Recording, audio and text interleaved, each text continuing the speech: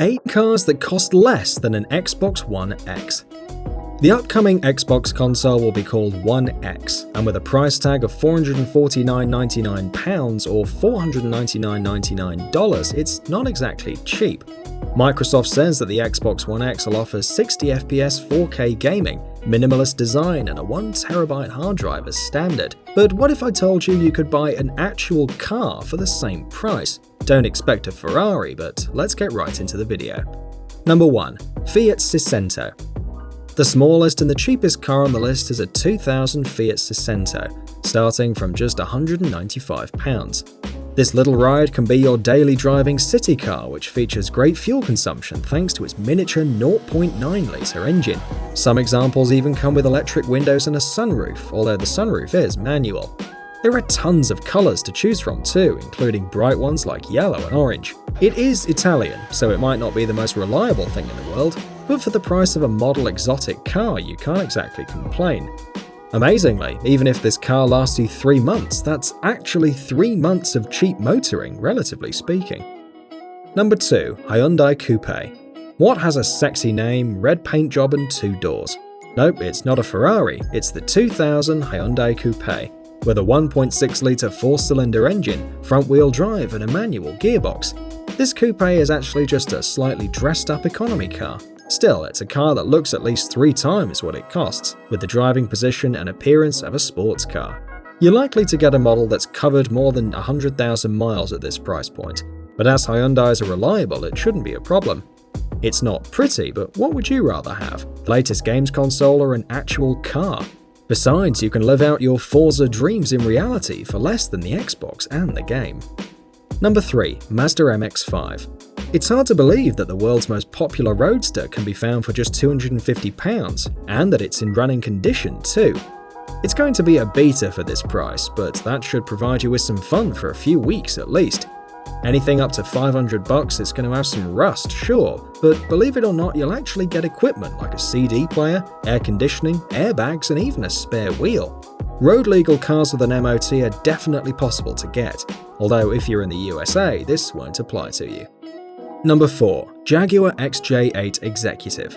A luxurious full-size Jag for £350. Bring it on. Believe it or not, there's more than a few Jaguars which cost less than £500, and a 3.2 XJ8 Executive is certainly the most interesting. Seriously, don't expect a Minter though, as this is likely the most risky proposition on the list. Expect body damage, repairs, and rust to be present, but be real how much this is actually going to cost you.